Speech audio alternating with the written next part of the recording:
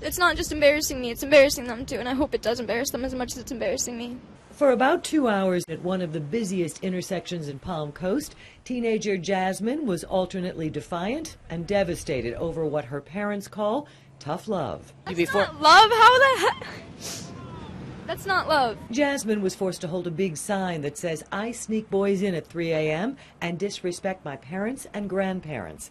But parents Mike and Melinda say Jasmine's behavior's been on a downhill slide since starting high school in August. Lying, drinking, sneaking out. I don't know what else to do. I've tried everything, and he says I'm babying her, so he's like, this is the next step to do for her, because I don't know. What do you do for the kids? I have no idea. Mike says he lost hundreds of dollars taking the day off, but says if public humiliation doesn't get his stepdaughter's attention, Jasmine may come to the attention of police or worse. The courts say to you, hey, why didn't you do some preventative stuff first? Or people look at you like that. This is our preventative stuff before the courts have to get involved. And because this is the beginning of what she's doing to eventually wind up in prison. The sheriff's department did stop out here briefly, but they did not take any action. They say those are the girls' parents. They have a right to free speech.